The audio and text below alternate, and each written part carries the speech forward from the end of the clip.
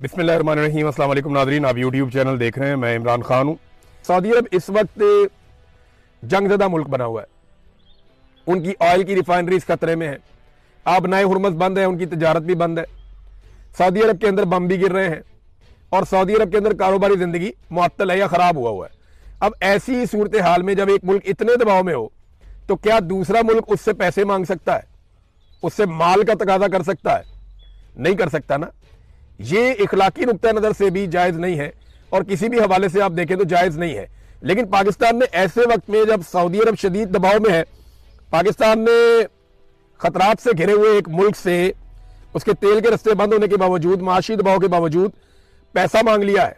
पाकिस्तान ने मांगा क्या, ये जरा आप देख लीजिए, इसमें आपको सारी कहानी मिल जाएगी। ये दुनिया भर के मीडिया में छप गया। 10 साल के लिए पाकिस्तान ने $5 अरब का डिपॉजिट मांगा है कि हमें कर्जा दे दें आप $5 अरब और 10 साल के लिए वो डिपॉजिट आप हमारे पास रखें।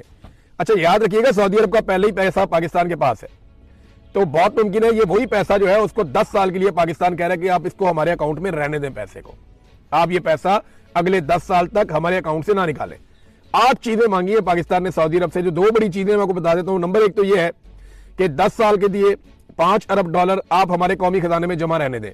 नंबर 1, ये कोई पैसा हमें वो दे नहीं देंगे लेकिन हमारे कौमी खजाने में जमा रहेगा। नंबर 2, $5 अरब की तेल की सहूलत हमें दी जाए, यानी में जो उधार तेल देता है सऊदी अरब उसकी मिकदार जो है वो $5 अरब तक कर दे। पहले मेरे ख्याल में 1.2 अरब थी, किसी दौर में ये $2 अरब भी थी, लेकिन अब पाकिस्तान ने डिमांड किया कि $5 अरब का तेल, तो ये $10 अरब की पाकिस्तान ने सहूलत मांगी है और ये उधार है।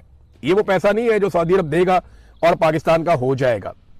ये एक उधार पैसा है जो पाकिस्तान मांग रहा है। देखिए पाकिस्तान ने करना क्या है, क्या लड़ाई में वाकई उतर जाना है? पूरे पाकिस्तान में लोग एक ही सवाल पूछ रहे हैं ना, पाकिस्तान के पास रास्ता ही कोई नहीं है। आप गौर करें ना, पाकिस्तान एक ऐसे दोराहे पे खड़ा है जहां एक तरफ आर्जी फायदे हैं और एक तरफ मुस्तकिल खतरात हैं। यानी आर्जी फायदा आप ये उठा सकते हैं कि थोड़ा पैसा ले लें, अपनी इकोनॉमी को स्टेबल कर दें, सऊदी अरब के साथ खड़े हो जाएं, और मुस्तकिल खतरात ये है कि फिर आपका एक पूरा बॉर्डर और वल्नरेबल हो जाएगा। आपने इंडिया के बॉर्डर के साथ कभी नॉर्मलाइजेशन नहीं होने दी, ना इंडिया ने होने दी। अब अफगानिस्तान के साथ भी आपका वही पंगा है, रोजाना लड़ाई हो रही है। अब ईरान के साथ भी अगर आप ये करेंगे तो पाकिस्तान का कोई एक बॉर्डर भी महफूज नहीं रहेगा। सिर्फ चाइना का छोटा सा बॉर्डर है और वो महफूज होने की वजह यह है कि हमने उनके पैसे देने। अगर हमने उनके पैसे ना देने हो, वो भी एक दिन आएगा, चाइना कहेगा गवादर हमारे हवाले करो भाई, जो पैसा तुमने लिया हुआ है, इतनी बड़ी अमाउंट आपने $60 अरब के आप चाइना से कर्जे ले रहे थे डेवलपमेंट के नाम पे, अब वो पैसा वापस तो करना है। अगर आप पैसा वापस नहीं करेंगे तो क्या देंगे उन्हें? वो मुझे पता है कि क्या आपको देना पड़ेगा। गवादर जाके देखें चाइना ने कैसा बना दिया और उसको किस तरीके से उन्होंने डिजाइन किया है। एक तरफ तो आर्जी फायदे हैं, मैंने आपको बताया, और एक तरफ मुस्तकिल खतरात है। एक तरफ अमीर तरीन सऊदी अरब है और दूसरी तरफ मुसीबतों से घिरा हुआ, सुपर पावर से जंग लड़ता हुआ ईरान है। तारीख ना अपने आप को दोहरा रही है। हम 50 साल पीछे चले जाए ना तो हमारे पास एक डिक्टेटर था ज़ियाउल हक। उसने जो पाकिस्तान के साथ किया और जो हालात उस वक्त थे, लगभग वही हालात पाकिस्तान के वापस पैदा हो चुके हैं। अमेरिका और अमेरिका के इत्तेहादियों के साथ मिलकर अरब ममालिक की मदद से अफगानिस्तान में पाकिस्तान ने जहाद की बुनियाद रखी थी। आपको याद है तब भी अमेरिका था, अमेरिका के इत्तेहादी थे और अरब ममालिक थे, और अफगानिस्तान का बैटल ग्राउंड था जहां पे पाकिस्तान ने कहा कि ये जहाद है। उस लड़ाई में पाक फौज, तालिबान, अरब और अमरीकियों ने एक साथ मिलकर शाना बशाना ये लड़ाई लड़ी थी, और बाद में उन्हीं तालिबान ने, जिनको तैयार किया गया, अफगानिस्तान के तमाम धड़ों को शिकस्त देकर इक्तदार पर कंट्रोल हासिल कर लिया था। आज एक मरतबा फिर पाकिस्तान वही खड़ा है। आज ईरान में रजीम चेंज करना मकसद है और उसके लिए एक बार फिर अरब ममालिक, पाकिस्तान, अमेरिका, इसराइल, उनके इत्तेहादी, वो सारे फिर उसी मुकाम पे दोबारा से खड़े हैं। तब भी बहुत सारे जर्नैल और सियासतदान अमीर हो गए थे। आज भी इम्कान है कि बहुत सारे जर्नैल और सियासतदान अमीर हो जाएंगे। तब भी पाकिस्तान में गैर आईनी हुक्मरान थे और उनको और उनके इकदाम को तहफ़्फ़ुज़ मिल गया था। ज़ियाउल हक था ना, ज़ियाउल हक को और उसके इकदाम को तहफ़्फ़ुज़ मिल गया था इस वफादारी के बदले में। आज भी पाकिस्तान में गैर आईनी हुकूमत है, एक डिक्टेटरशिप है, आसिम मुनीर साहब कंट्रोल करते हैं, तो इनको भी तहफ़्फ़ुज़ मिल सकता है। वही मामला आज भी है। तब भी पाकिस्तान ने अपनी एक लंबी सरहद हमेशा के लिए कुर्बान कर दी थी और एक मुस्तकिल खतरा ले लिया था, और आज भी पाकिस्तान की एक और सरहद गैर महफूज होने की तरफ जा रही है और यही खतरा बदस्तूर मौजूद है। तो पाकिस्तान को बड़े होश के साथ फैसला करना पड़ेगा। लेकिन फैसला तो हो चुका, पार्लियामेंट में डिस्कस ही नहीं किया। यानी जब पाकिस्तान सऊदी अरब के साथ दिफाई मुआहदा करने जा रहा था तो पार्लियामेंट में पाकिस्तान ने डिस्कस नहीं किया। पार्लियामेंट में डिस्कस करते तो यह शर्त रखी जाती कि अगर सऊदी अरब किसी हमारे दोस्त हमसाया मुसलमान ब्रादर इस्लामी मुल्क से लड़ेगा तो हम इस लड़ाई का हिस्सा नहीं बनेंगे, अगर किसी दुश्मन से लड़ेगा तो लड़ाई का हिस्सा बनेंगे। को कंडीशन रखी जा सकती थी ना, लेकिन कंडीशन रखी नहीं गई। यह कहा गया कि सऊदी अरब पर हमला, पाकिस्तान पर हमला, और पाकिस्तान पर हमला क्या सऊदी अरब पर हमला होगा या नहीं होगा, इस सवाल का जवाब अभी तक हमारे पास नहीं है। हाँ, लेकिन एक बात है, अब इसको ना हमारे मौलवी, ये जो दरबारी मौलवी हैं पाकिस्तान के अंदर बेशुमार, ये इसको मक्का और मदीना की हिफाजत करार देंगे। वो कहेंगे जनाब कि हम तो हरम की हिफाजत के लिए जा रहे हैं, एक हूं मुस्लिम हरम की पासबानी के लिए, नील के साहिल से लेकर ताबका के काशगर। ऐसे ऐसे शेर आपको मौलवियों ने सुनाने ना, ऐसा ऐसा आपको जज्बाती करना है ना कि जैसे मक्का और मदीना को खतरा इसराइल से नहीं है, ईरान से है। अब ये मौलवी आपको ये कहानियां सुनाएंगे और आपको लड़ाई की तरफ रागिब करेंगे अगर ये माहौल बन गया तो। मैं कंडीशन अभी भी रख रहा हूं, मुझे अभी भी पता नहीं क्यों उम्मीद है कि शायद कोई होश के नाखून ले और इस लड़ाई से पाकिस्तान को बचाया जाए, लेकिन बज़ाहिर चीजें उसी तरफ जाती हुई दिखाई दे रही हैं। जिस तरह पाकिस्तान ने 10 अरब डॉलर की फैसिलिटीज मांगी है ना, उधार मांगा कि 5 अरब डॉलर से उधार दे दो, हमारे अकाउंटों में आप रख दें 10 साल के लिए। कुछ और चीजें भी मांगी हैं, IMF के वाले से भी मदद मांगी है, और साथ में 5 अरब डॉलर का उधार तेल भी आप हमें दे दें, फैसिलिटेट कर दें। जिस तरह पाकिस्तान ने मांगा है, इससे तो ये लगता है कि पाकिस्तान एक सौदेबाजी कर रहा है। अब मक्का और मदीना तो कोई खतरे में है नहीं, और ईरान से तो मक्का और मदीना को खतरा होना नहीं चाहिए, मुसलमान तो सारे उसकी हिफाजत के लिए हैं। लेकिन मुझे ऐसा लगता है, और कुछ सोर्सेज ये कहते हैं कि कुछ ना कुछ ऐसा होने वाला है अरब ममालिक में जिसके बाद इस लड़ाई का जवाब बन जाएगा। ये मैं आपको फिर बता देता हूं कि आने वाले दिनों में कुछ ना कुछ ऐसा होगा अरब ममालिक में जिसके बाद लड़ाई का जवाब पैदा कर दिया जाएगा या लड़ाई का जवाब बन जाएगा। पाकिस्तान की पॉलिसी जो है ना, वो बड़ी प्रो इसराइल है। मैं ये देख रहा हूं कि पाकिस्तान वो सारी चीजें कर रहा है जिससे इसराइल को फायदा हो रहा है। बोर्ड ऑफ पीस के अंदर जाना, अमेरिका को दरखास्त करना कि हम अपनी फौज भेजना चाहते हैं गाजा में, फिर सऊदी अरब के साथ एक दिफाई इत्तेहाद में जाना, फिर इसराइल और अमेरिका की मजम्मत नाम लिए बगैर करना, उनका यानी नाम भी ना लेना, उनकी मजम्मत भी ना करना, फिर ईरान की मजम्मत करना कि वो अमरीकी अड्डों पे अटैक क्यों कर रहा है। ये सारी चीजें ना इसराइल को बहुत फायदा दे रही है, और अगर पाकिस्तान इस लड़ाई में उतर जाएगा तो इसराइल और पाकिस्तान जब शाना बशाना लड़ेंगे तो ईरान के लिए बहुत मुश्किल हो सकता है। अगर तो वाकई ये सिचुएशन बन जाती है तो ईरान जो है ना, वो बार बार यही कह रहा है कि पड़ोसी अरब ममालिक की सरजमीन हम पर हमलों के लिए बदस्तूर इस्तेमाल हो रही है। पाकिस्तान में ना एक और बड़ी खौफनाक कार्रवाई डाली जा रही है। कुछ नए अकाउंट्स बने हैं पाकिस्तान में सोशल मीडिया पे, ये जरा आपने गौर करना है और आपने देखना है, क्योंकि जो हमारे दोस्त एनालिसिस करते हैं उन्होंने ये रिपोर्टें बना ली हैं।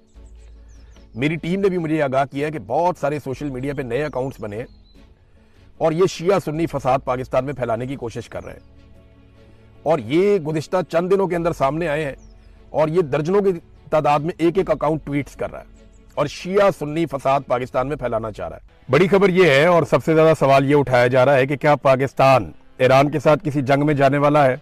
तो इस सवाल का जवाब इस वीलॉग में हम ढूंढते हैं। बहुत सारी आलमी खबरें हैं मशरिक़ वस्ता से खास तौर पे, और उसमें हमें इन चीज़ों का जवाब मिल जाएगा।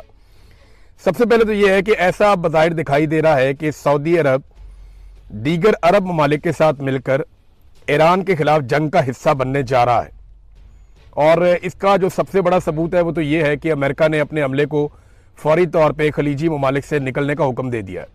ख़ास तौर पे सऊदी अरब को खाली किया जा रहा है, और ये हुक्म दिया गया है अमरीकी हुकूमत की जानिब से कि सफारती अमला, खास तौर पे जो सफारतकार भी हैं, वो फौरी तौर पे सऊदी अरब को छोड़ दें। दीगर ममालिक से भी अमरीकी बहुत बड़ी तादाद में निकल गए हैं, तो जहाँ पे भी अमेरिका ने जंग करनी होती है या उन्हें नज़र आ रहा होता है कोई बड़ी जंग होने जा रही है, तो वहाँ वो फौरी तौर पे इनखला शुरू कर देते हैं, और अब वो दिखाई दे रहा है। एक और बड़ी खबर इसमें यह है कि ये मेरे सामने एक डॉक्यूमेंट है जो सऊदी वजारत खारजा का है। इसमें ईरान को वाज़ेह वार्निंग जारी की गई है, और बैनुल-अक़वामी अखबारात में ये खबर छप चुकी है। सऊदी अरब ने ईरानी मौक़िफ़ को गलत करार दिया कि हमारी सरजमीन ईरान के खिलाफ इस्तेमाल हो रही है। यानी सऊदी अरब का मौक़िफ़ ये है कि अरब ममालिक जहां अमरीकी अड्डों पे ईरान ने अटैक किया, उन ममालिक के अड्डों के ऊपर से ईरान के ऊपर कोई अटैक नहीं हुआ। तो फिर ईरान के ऊपर अटैक हुआ कहां से?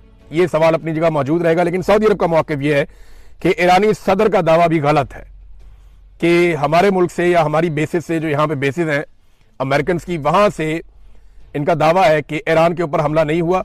और ईरान ने जो हमले किए हैं, जिनको ईरान जवाबी हमले कहता है, वो बिला जवाज हैं।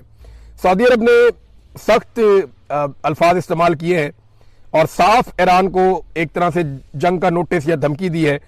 और पाकिस्तान ने जो है उसके बाद ये स्टेटमेंट दिया है कि हम सऊदी अरब के साथ या सऊदी हुकूमत के साथ एक दिफाई मुआहदे में हैं। ये पाकिस्तान ने कहा है इस सिचुएशन के बारे में। अब पाकिस्तान ने क्या किया और पाकिस्तान क्या जंग में उतर सकता है, यही है ना अब तक का सबसे बड़ा सवाल। तो सबसे पहले तो आप ये देख लें कि प्रोफेसर जियांग, जिनके बहुत सारे इंकशाफात या बहुत सारी उनकी पेशन गोइयाँ वो बिल्कुल दुरुस्त साबित हो रही हैं, ये चाइनीज प्रोफेसर हैं। प्रोफेसर जियांग ये कहते हैं कि अगर जंग बढ़ी तो पाकिस्तान का बड़ा अहम किरदार इसमें हो जाएगा। अब पाकिस्तान एक दिलचस्प सूरत हाल में है, क्योंकि 12 रोजा जंग के दौरान पाकिस्तान ने ईरान की हमायत का इजहार किया था, लेकिन चंद माह बाद पाकिस्तान ने सऊदी अरब के साथ एक बाहमी दिफाई मुआहदा कर लिया। ये जो 12 रोजा जंग थी, ये पिछली थी जो जून 2025 में हुई थी। उस जंग के बाद पाकिस्तान ने सऊदी अरब के साथ एक दिफाई मुआहदा कर लिया था, जिसका मतलब यह है कि अगर सऊदी अरब पर हमला हुआ तो पाकिस्तान उसके दिफा के लिए सामने आएगा। प्रोफेसर जियांग के मुताबिक अगर इसराइल सऊदी अरब के खिलाफ मजीद फॉल्स फ्लैग कार्रवाइयां करने में कामयाब हो जाता है और सऊदी अरब ईरान के खिलाफ जंग का ऐलान कर देता है, तो इस मुआहदे के तहत पाकिस्तान को भी ईरान के खिलाफ जंग में शामिल होना पड़ सकता है।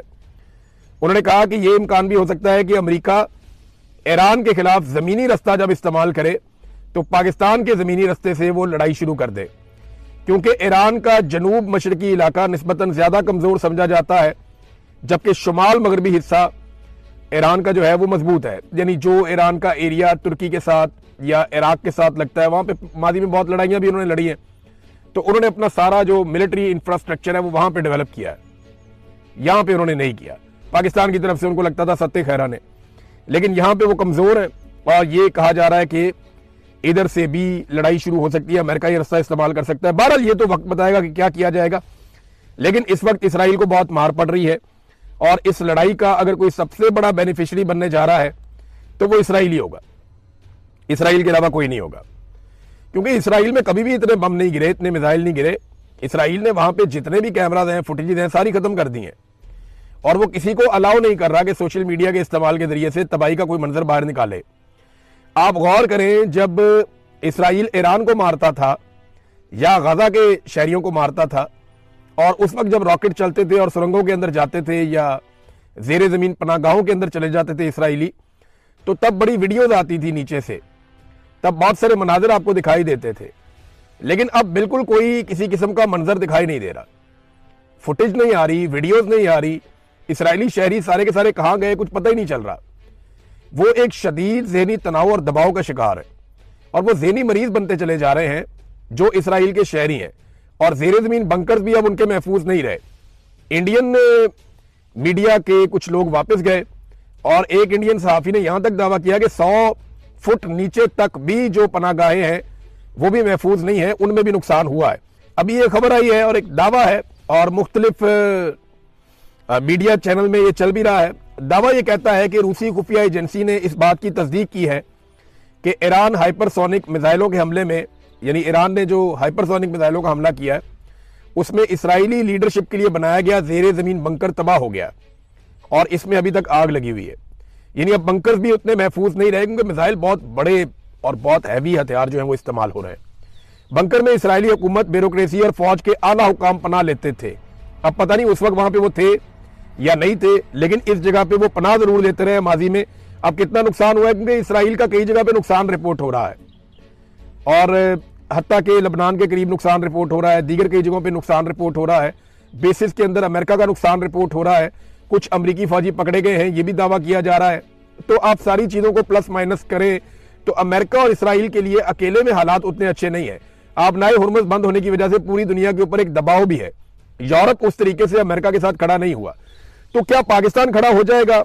अब पाकिस्तान ने ना इस वक्त कुछ ऐसी डिमांड्स की हैं सऊदी अरब से जो ये बताती हैं कि पाकिस्तान जंग का हिस्सा बनने जा रहा है। मैं ये क्यों आपको कह रहा हूं, इसका जरा मैं आपको आसानी के साथ समझा देता हूं। देखिए, सऊदी अरब इस वक्त जंगज़दा मुल्क बना हुआ है।